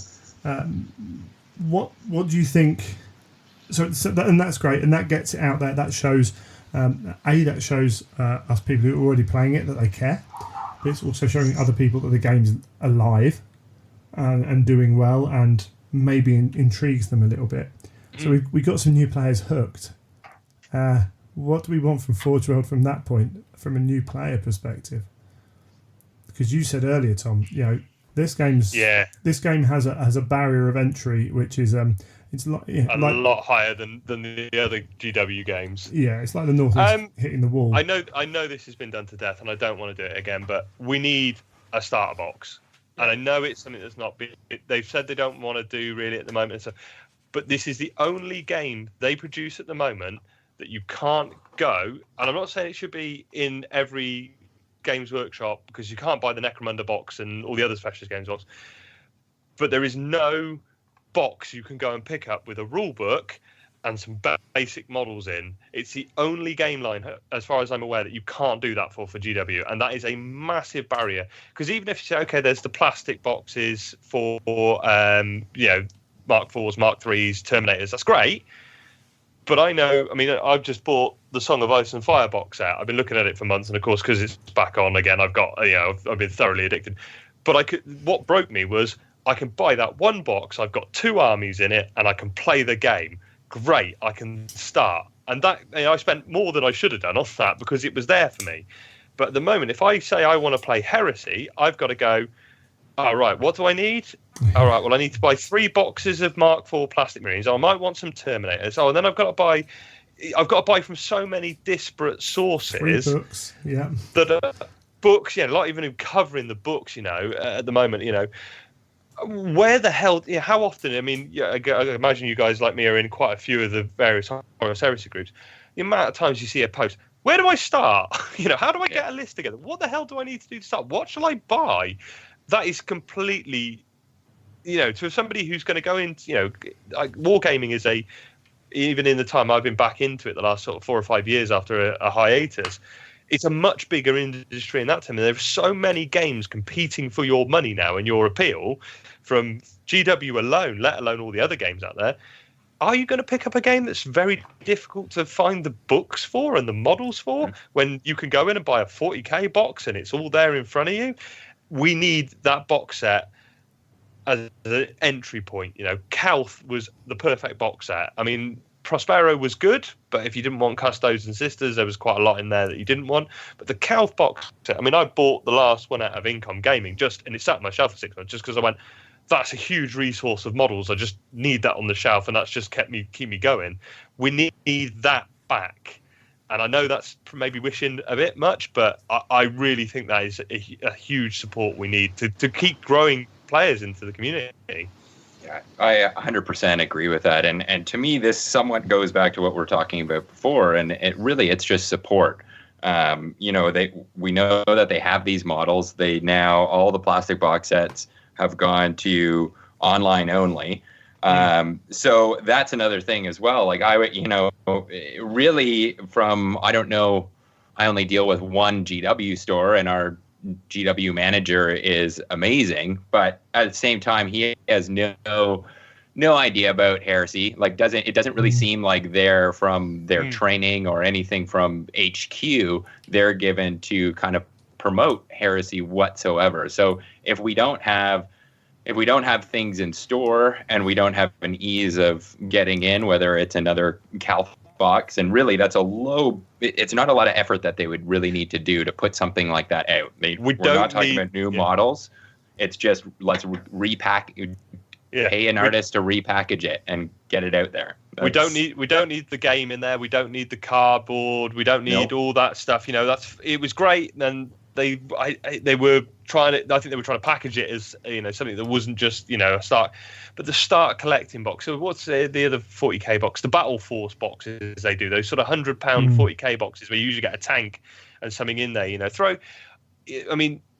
I'm just looking at my wall. I'm looking at the Titanicus poster that came with the Grandmaster box. essentially what the Grandmaster box was a box with a load of sprues in it. That's all it was. They just took the sprues and threw a load of them in the box and put it together. That's all we need. Yeah. 3 Mark IV sprues, a Mark III sprue, whatever, a Cataphractii sprue, and the Cataphractii Heroes and the Chaplain. They've already made these sprues. Just chuck them in a box. Yeah. Nice label on the front. Horus Heresy, start collecting box. Legion, start collecting box. Fantastic, great. Off we go, because that will sell to 40k players as well, because they can use that armor mark as well. Exactly. Just make it easy for someone to go in and be, even if maybe it's only in some of the bigger stores or the independents, but it's available online as well as one box where you can go and buy it. Just make it easy for people to get hooked, and once they're hooked, they'll buy all this. Because I know I'm looking around a room full of all this that I've bought. Once you're in, but we need to get people in.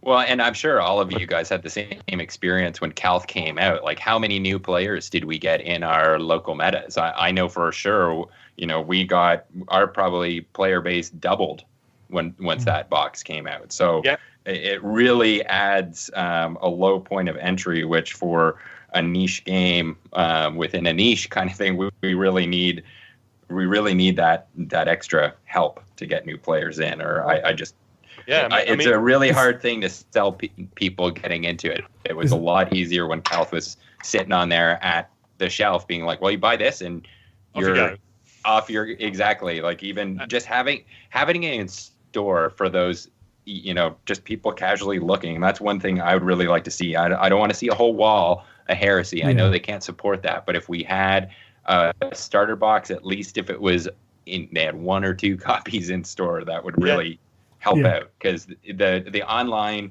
only stuff I think really hurt. Same thing with Titanicus. With them not having it in store. Like, I can understand it, but you're gonna have some of those quick purchases a lot more than if it's just online. Those quick at the whim purchases. How's that for you, Chris? Similar experience? Yeah, it's exactly similar. I think that if there was a start collecting box that had my only addition to it, I agree, have it full of sprues. You don't need the game that I really have never met anyone that's played it. But have a quick start rule guide in there. That's the only thing else I would add. Yeah. Have it available in the stores. And then have stores, and I agree with, I think AJ was just saying, you don't need to sell the whole line at the store, but have the stores be trained in it, understand what it is, so that they can speak to it whenever folks are in there. I know I don't have a GW store locally where I'm at. The closest one is about an hour and a half away. But I do know that my local shop owner, he read up on it. So when Calth was coming in, he wasn't playing Heresy at the time, but when Calth was coming in, he asked us, like, hey, what's the story? And we helped him become educated so that he could sell it. Sure. And then he got into playing Heresy after that through the box sets. So, I think a start collecting is much needed. And then just store support would be the other piece of it. I do wonder, again, I've voiced this before, with Primaris Marines now being the future of 40k. I think, you only have to look at, I think they've only designed one non-Primaris model that's going to be coming out, is the limited edition Terminator. We haven't seen any non-Primaris Space Marines for a while. And in my opinion, why would you when you've got this new range? Yeah. RGW reticent to put out a box set which contains old armor as a confusing thing for their players. Sorry, go. Yeah, and then do we look at, can they do it another way? Can they have a different kind of start collecting, or are Space Marines that, does it have to be Space Marines? Maybe not. I think the question with older armor is very easily solved, because, as you said earlier, they say they've got 3 major games: 40k, 30k, AOS. This is the 30k box set. This is the history of 40k. Your Primaris are now the 40k Marines. Cool, great. I bloody love painting them. I think they're some of the nicest models they've done for a long time. As Andy says, they're proper size Marines. But this is your history. And that works with the context of the game and the setting to say, look, yes, these are your older historical Marines. This is where your 40k Marines, your Primaris, come from. Very clear label, Horus Heresy. They've got a definite brand with Horus Heresy, with the way they brand Titanicus and stuff. Yeah. This is Horus Heresy, and these are Horus Heresy Space Marines, and that's great. There you go. That you can define that clearly. I think it's very odd that they refer to it as, this is our third game system, but there's no in-store support. There's very little knowledge in-store, and again, it might help the GW store managers be more involved in it. If there was a box set and they had people coming in and asking about it, they'd have to learn about it. At the moment they don't have to know anything about Heresy. This guy, well, it's a Forge World thing, don't worry about it. Where it's not a Forge World thing, it's a specialist game, just the same as Necromunda, just the same as Adeptus Titanicus, and Aeronautica will be, and hopefully Battlefleet will be. They need to know about this product line, and they need to be selling it. It's business sense. Sell the products. There's a huge bloody line. Sell it all. Yeah, I think that's one of my, I guess, frustrations in a way. Like I said, I don't have any GW close to me. We do have the Citadel that's here in Texas now. It's about a 6-hour drive, so it's not close to me, but it's drivable. They're on track to have basically one Heresy event a year, and by event, it's lumped in with other things going on at the store. Yeah. And that's been a little, so when you talk about support, and this is a storefront that sells Forge World in the store. When I went up there last year to their pre-opening event, the guys knew about Forge World, or obviously Forge World knew about the Heresy. A couple of the guys there were starting Heresy armies, but even with that, there wasn't a big push to really have anything Heresy related throughout the year. And we had asked them, I think there turned out 25 or 26 Heresy players for that pre-event. And we said, hey, if you guys offer something even 3 times a year, there's enough people in Texas that will drive to it to make it worthwhile. And we still haven't seen that yet. So I think it just goes back to what you're saying, it is, from a company standpoint, is it getting the focus in store? I don't see that it is. But it's a similar story with Warhammer World. I think we one declared Heresy event this year. We got the doubles coming up, don't we? And I think we'll get another Throne of Skulls later in the year. I think Warhammer World probably supports 2 Heresy events a year in terms of gaming. Yeah. But then we do get the addition of Heresy Weekender, Heresy involved in the Forge World Open Days and stuff as well. So yeah, gaming wise, we get one definitely 1 a year, maybe 2 a year. It's still not a lot. I wouldn't be surprised. It would be interesting to count up how many Lord of the Rings events they are. I wouldn't be surprised if they have 3 or 4.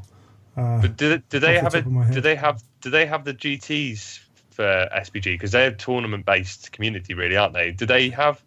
Or do they just have Throne of Skulls? I think they only have Throne of Skulls, don't they? Might only have Throne of Skulls. Not round 1, 2, 3, 4 GTs, do they? No, I'm not 100% sure on that one. But again, you're dealing with the difference between, technically Heresy isn't a specialist game, but it's kind of treated as such. But actually, specialist games, it should be Middle Earth and Horus Heresy. You can kind of see them becoming their own equal kind of beings. But maybe next year on the shareholder statement, Lord of the Rings is on there as a 4th system, which would be cool. Don't get me wrong, I've got no problem with that whatsoever. But let's see a little bit more of that love for the Heresy. And I don't know. It feels like I wonder if there's a little bit of they don't know what to do with the Heresy. Can't just run a three heat GT for it because it doesn't quite fit the themes of Heresy playing. I'm not sure. Yeah, I think they could be playing into it. Yeah, because they've had negative feedback when they have run tournaments up there before. They've had negative feedback when they ran narrative events up there before. I think I know as we all run events, it's bloody weird the events we try and run. I mean, it is this odd narrative thing where we put these. You know what I mean? I'm involved with running other events at Incom and behind the scenes and stuff, and it's so much easier to throw a tournament together. Four rounds. Swiss. We've just done a 1,000-point 40k event at Incom today. I haven't been down there, but Chip's been doing it. 4 rounds, 1,000 points, Swiss pairings. He can run that and run the shop at the same time. Whereas when we do the Heresy event there, he has to run the shop and I run the event totally because I have to be, I couldn't do anything else with it because I'm dealing with all the odd queries, the narrative and everything that goes on in the background of it, which is one of the joys of Heresy and one of the strengths, what makes the events fantastic. But I don't know if they've maybe got the right people in the events team who can do that, who they might be very good. They are very good at putting on these GTs and these Throne of Skulls. They do them very well, but they don't seem to have hit Heresy very well in terms of events. I know there's guys who go up there and do really enjoy them, and I'm not knocking the events. They do what they do very well, the Throne of Skulls, but in terms of what the community maybe wants, they don't seem to hit the nail on the head very well. And maybe it's, again, they don't have somebody in there who's familiar with the Heresy and what the community wants and how we do things. To be fair to them, they've run the campaign weekends for 40k, which have been over 2 and a bit days. Yeah. And they've involved various aspects of them. I wouldn't mind trying something like that for Heresy. Yeah. So I think they've got capacity. I know Steve Wren, who's now part of the events team up there, Age of Sigmar wise, has run a lot of stuff. He's run an event that's even weirder than our events. It's an Xbox achievements style Warhammer event. That sounds amazing. So, where you get a negative. I'm intrigued, Greg. I need to hear more about this. That sounds I will say, so you get negative and positive achievements, and there are prizes for the most negative and the most positive achievements. Some of them are. I think I heard the guys on Pro Painted podcast talking about this. Maybe. So, like if you've gone for the filthiest list, you're going to get a load of negative achievements. If you've chosen all the rubbish choices, you'll get some positive achievements in list building, and then. Succeeding in a 12-inch charge will give you a point. Not charging once in a game might get you 2 achievement points. Like you can make decisions in the game that are stupid, but you can win the event by doing so. Yeah. So there are brains involved who think outside the box. It'd be great. I mean, and again, I don't know. I've said on the show before. If the events team wanted to reach out to the community and just say, how do what do you want to do, and reach out to the event organisers and say, what would you do? What would you do in this situation? I think we'd all quite happily give them our feedback, because I know and say, look, this is what we find the community likes. I mean, I know me and you, Greg, definitely have talked about. We run 2 different styles of event. You run the much bigger events. I run a much smaller size of event, and we do things differently because they work better. One's more manageable at my place, and one's works much better for you. We'll give them that feedback and say, look, we've been out there and done this. We've run these narrative events between 10 people and 100 people. We can give you feedback on what's worked well. Yeah, absolutely. Before we move on, anything further to add to that one, AJ or Chris? Or? No, I think. That last point is very valid. Sorry, I've got a dog trying to get my lap again. That's all good. Just ask for feedback, just ask for input, because when you look what you guys are doing, what folks here in North America are doing, what folks down in Australia are doing, there's some tremendously innovative events happening. And that really, some that really shake up the status quo, some that are a little closer to what we normally might associate with a normal type event.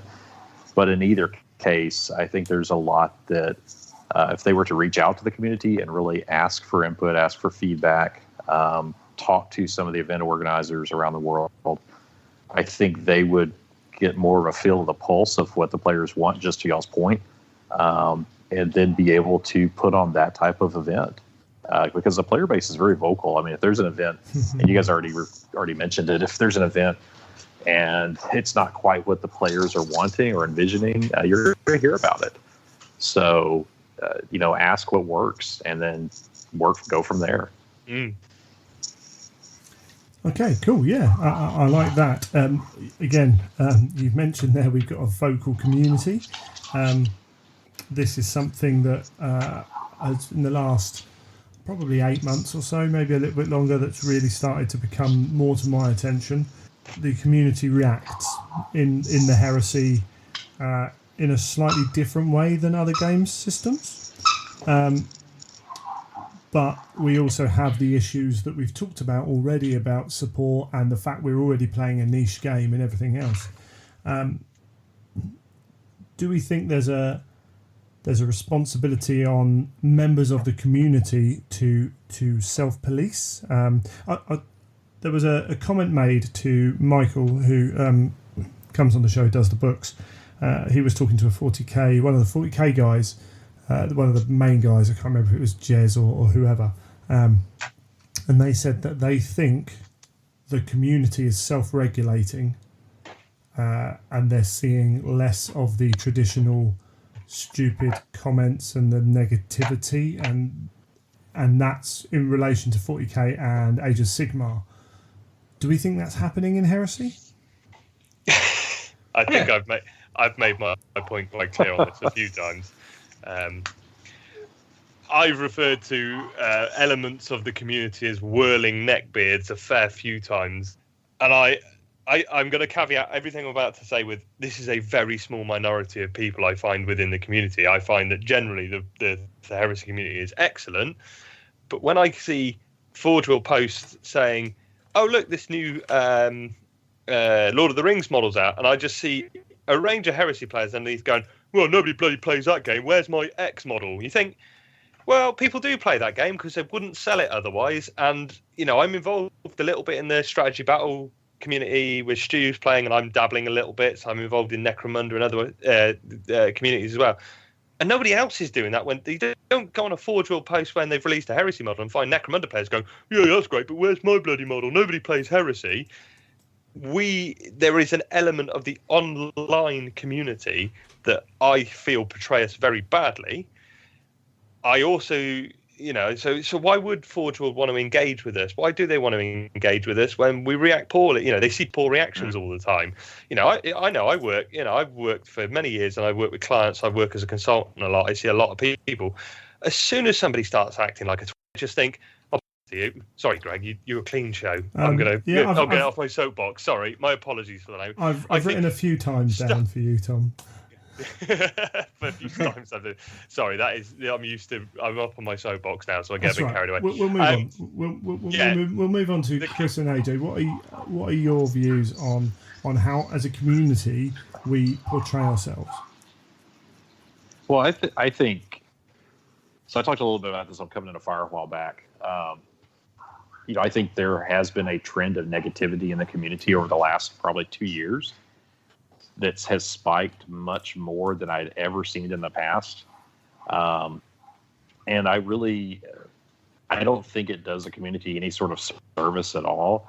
I'm of the opinion that, you can and should disagree with something if you don't agree with it, or it's okay to let a company know, like, "Hey, I've got some feedback on this product or on this decision," right?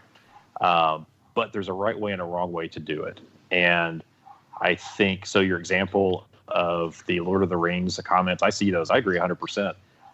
Is that the right way to let Forge World know that, like, "Hey, I'm really excited about this. I'm waiting on Book 8, or I'm waiting on the Gorgon transport to come back." And I mentioned that specifically because that's one of Josh's hot button models that he talks about. But, email them, when you're at events, talk to Forge World, say, "Hey, what's on the horizon for this?"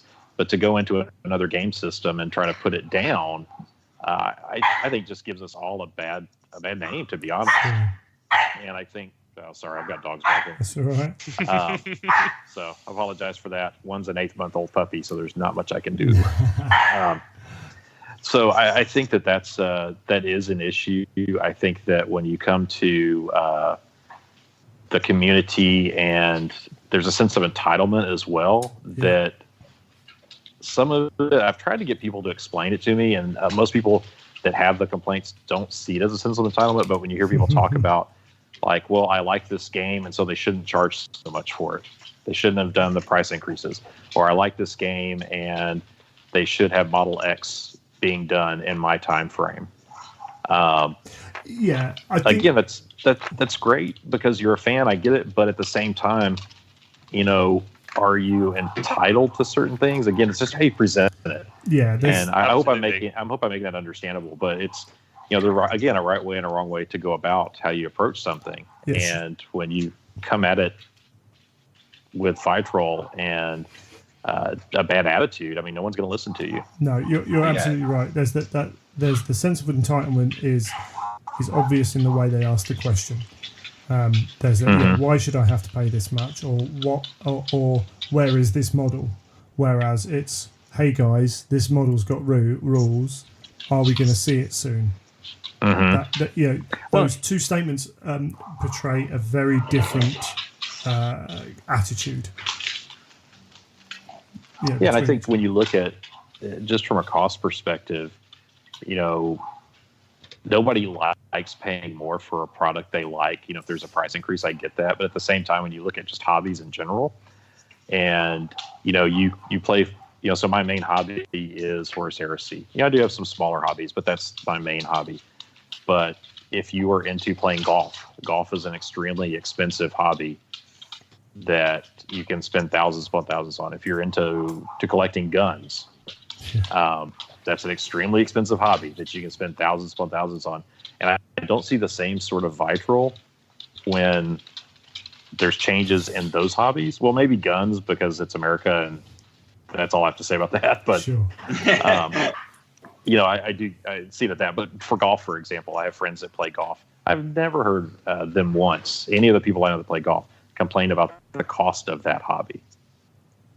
So I just wish people would stop and think and apply that more to how they approach this hobby, because in the grand scheme of things, it's just like any other hobby. Yeah, AJ, any specific? Yeah, this is a tough one for me because this is the thing that I struggle with the most in our community is this negativity, and it really, like, sometimes I just find myself face palming reading comments on Facebook and feel like, do we need to just send people back to basic kindergarten class of like how to talk to people, how to share, like maybe before posting it, think about, okay, if I'm the Warhammer community member and someone tells me this is god awful and you guys aren't, who taught you how to sculpt, or tons of the different crap that we've seen posted, it's like, do yourself a favor and think about what would you think if someone came back to you and said those same things that you're spitting at them back. And it just really makes me really sad, because you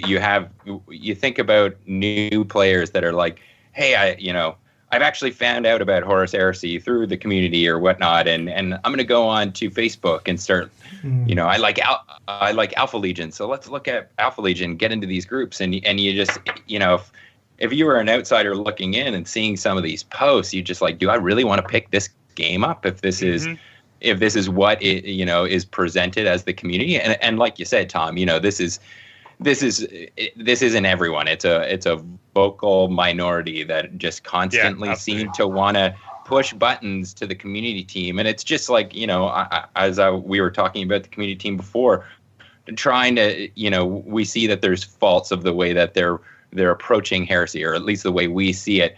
But, let's talk. We also are saying, hey, look at the great work that they're doing. Let's just see some more of that. It's not just the constant negative putting down. Is just, I really would like to see that change. And sadly, I just don't see that kind of thing changing online. Yeah. Well, I'm going to jump in here now, because I think we can talk negatively about the negativity and for a while. And very true.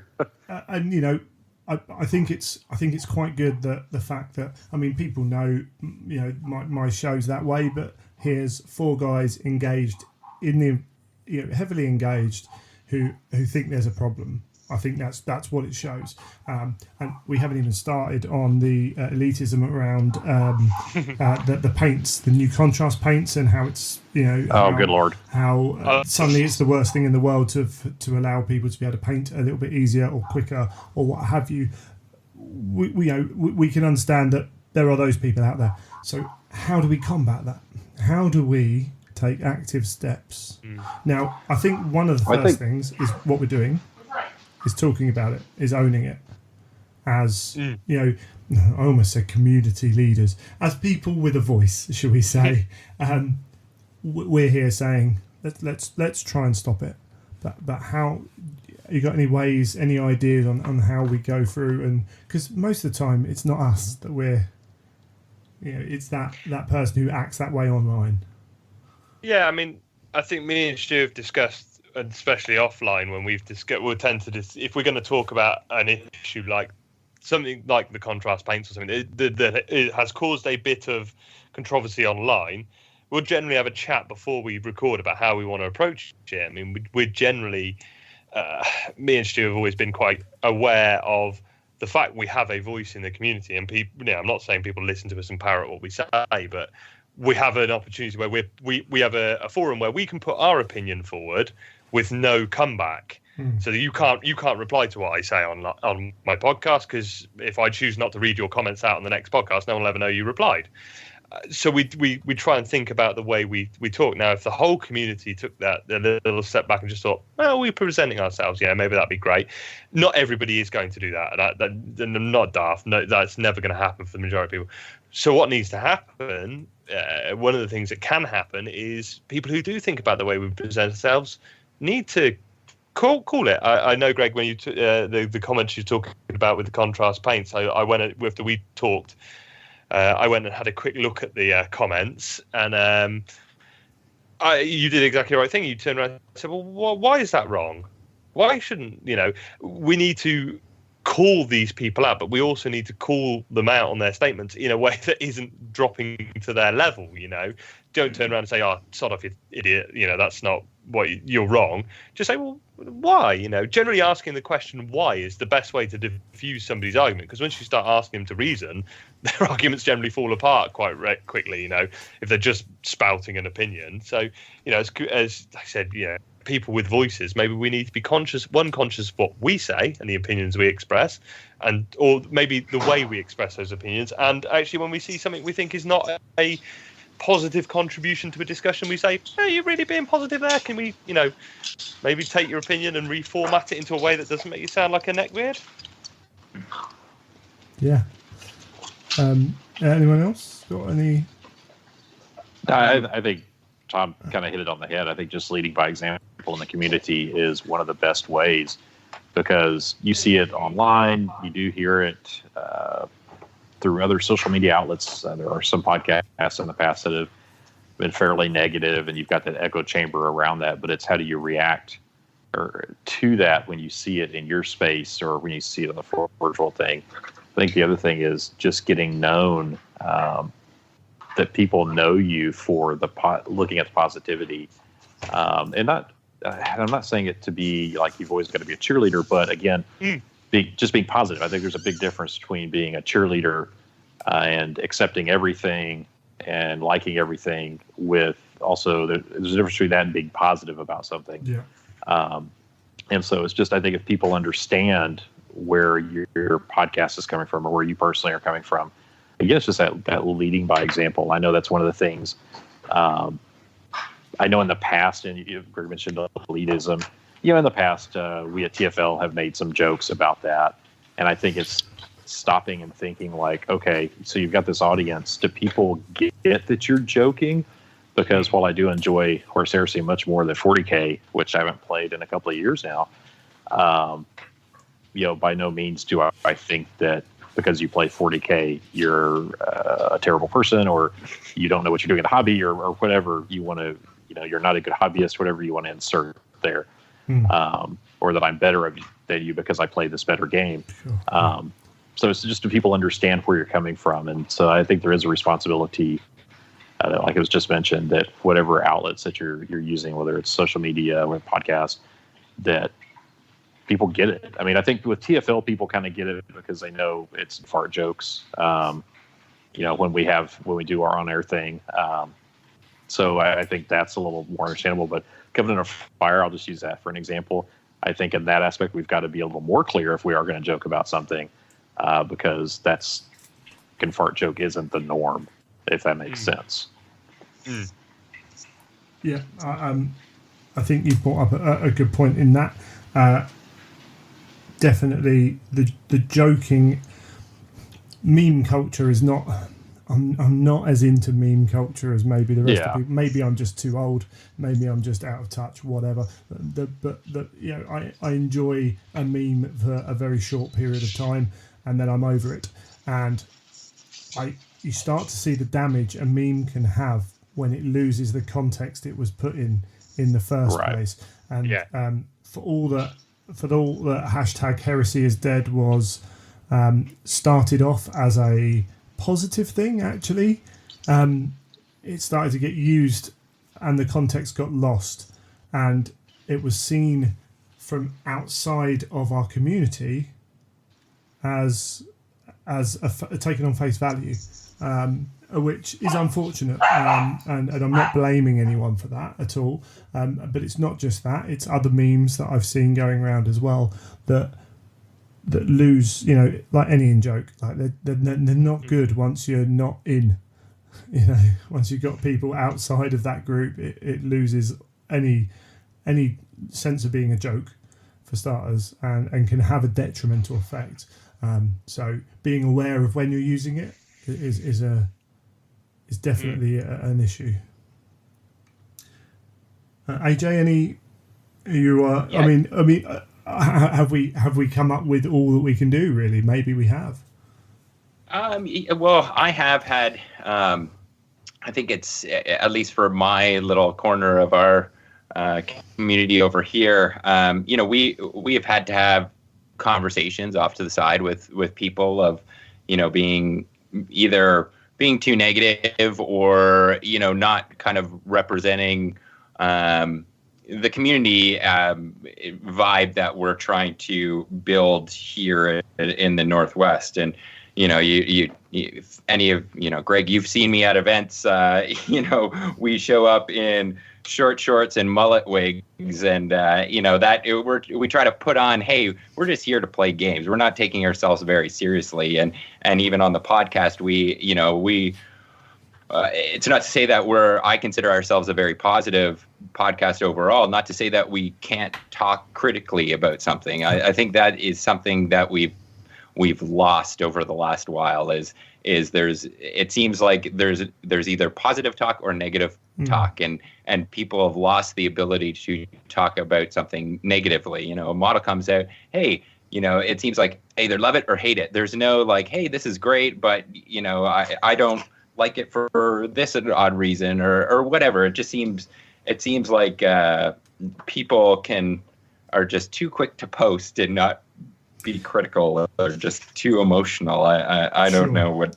It's just a product of our culture currently, I think. Yeah, I think there is a challenge in that if we're talking to people who listen to my podcast, so the chances are they might not agree with me on everything, but they can understand what I do. So maybe there are less people who listen to this podcast than say go down their local gaming group and engage with them only and don't listen to podcasts. So there's a danger that we're not reaching those people through this kind of medium.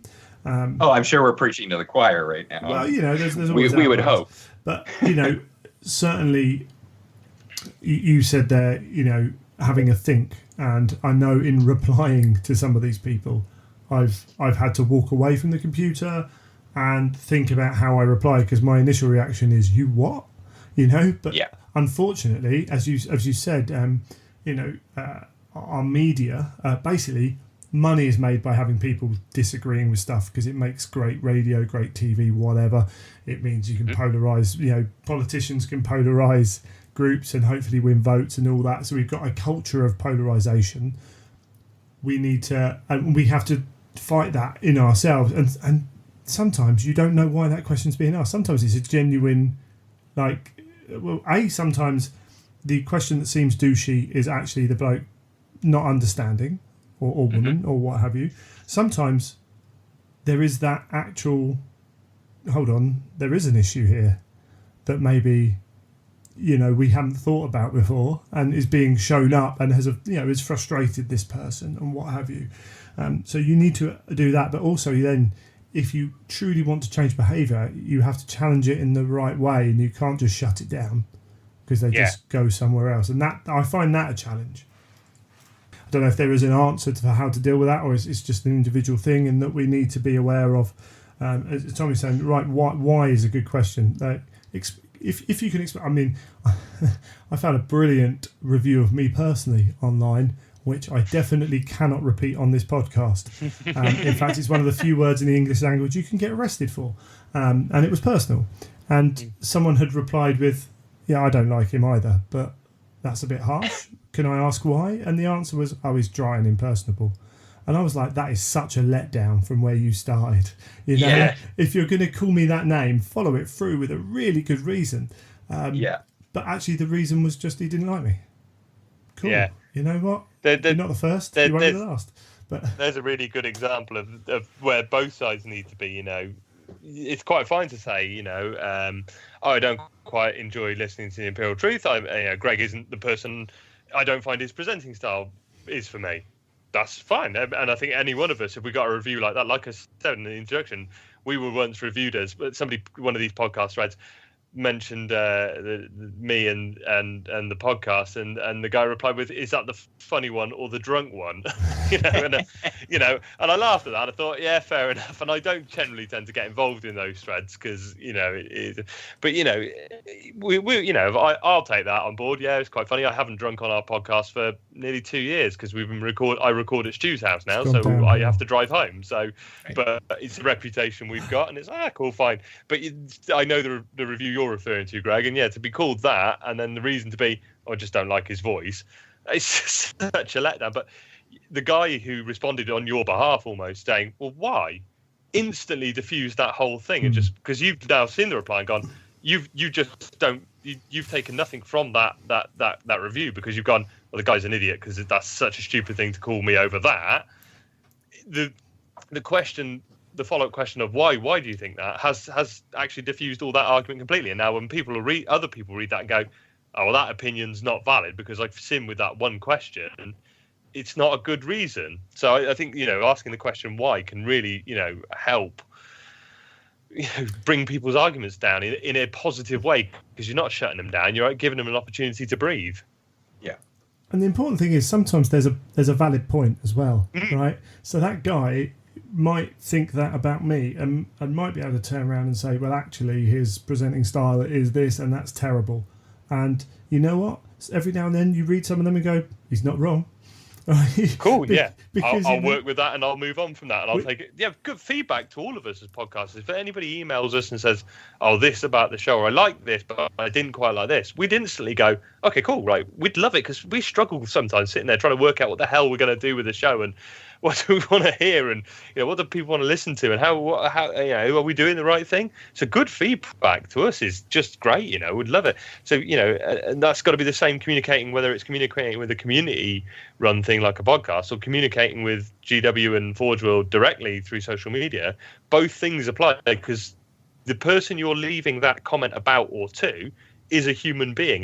You're not replying to Forge World, you're replying to somebody sat in an office who is reading that on their 9 to 5, Monday to Friday, who's probably worrying about 10 different things like we all are with bills to pay and family and all this stuff to worry about. And then you've given them a red comment on the Forge World page and they're sitting there doing that and they're being paid to do that. And they think, oh, for God's sake, why do I have to, they have to engage with that because they're being paid to engage with it. We're lucky that we're communicating. We can go, oh, we're just going to ignore it if we don't want to listen to it. So when you're communicating with GW and Forge World, you're communicating with a human being talk to them like they're a human being. The rule I've always had is if I wouldn't say it to your face, I shouldn't write it in a comment. And if that stands, if we all live by that rule, I think the comments would be a lot better on the internet. Absolutely, and also if you get like that on the Facebook page, the comments get deleted. Now I think they over delete comments. The community team are far from perfect in the way or should I say, the process that they engage is far from perfect, because I don't believe it's all necessarily down to them. But you just don't get any further by doing that in this kind of respect. Anyone got anything to add before we wrap up? Because we've been talking quite a while. No, I think that about covers it for me. Yeah, and for me. Yeah, that's good for me. Awesome. I want to thank you guys for coming on. Hopefully this goes down well. It's been a pleasure. It took slightly longer than I maybe envisaged, but then I forgot we're all podcasters and we can all talk for England. So or for our respective countries. AJ, you can talk for England as well, because she's your queen too, my friend. I want to thank you, Chris, for coming on. Oh, thanks for having me. Thank you, Tom. Thanks for having me. Thank you, AJ. In fact, one last time, just give a shout out for your podcast as well, AJ. Boys of the Golden Throne. Yeah, very good. Not safe for work. No. Definitely not. Tom. Geno 5.2 and maybe safe for work depending on your environment. Mostly safe for work. We get a little weird. Safer for work. If you judge the clipped edits on this show by how safe for work their show is, that will help you out there. And Chris? Coming under fire. Usually safe for work, sometimes not. Just let's lean on the side of not. Yeah. And TFL Live, hopefully coming back pretty soon. That is definitely not safe for work or children or elderly people. Or anybody. Yeah. Or anybody else for that matter. Wonderful to have you on, chaps. Thank you very much. And hopefully we'll get you guys on again. Cheers. All right. Thanks, Greg. Thank you, sir.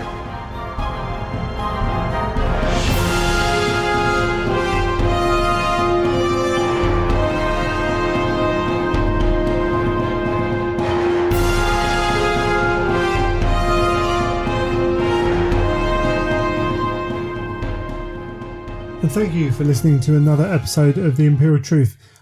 Sorry if the sound was a bit funny in the round table, trying to get four guys with Skype, with some of the issues I'm having with recording at the moment. Done my best to get them as even as possible. Some voices are louder than others, just naturally, and it can sometimes become a little bit hard to get right. But I will endeavour to get that sorted a little bit better for next time. As we said at the start, if you've got any ideas for questions, for topics to talk about in that kind of forum, then feel free to send them in. I'm thinking it's something we can do semi-regularly, actually, because I think there's some value in it, and I certainly enjoy it as well. But let us know. I mean, if you didn't like it, again, let us know, because it's good to hear from you guys kind of how it goes down. Another quick reminder for Cardiff. So bank holiday weekend in August. There are still tickets available. There are going to be some cool stuff going on. Some cool people going to be there. So if you want to get some heresy gaming in, then come along and join us. That's what I say. And there's lots of other gaming going on as well. Don't forget, you can always check the UK Horus Heresy events page. There's stuff going on all the time in whatever format you want it, really. And there's other stuff going on outside that as well. The DMD raffle got mentioned during the roundtable. If you have some money you wish to help a charity and possibly win some really cool prizes, then head on over there and you can donate through their thing. I'm going to put all the links for that into the show notes.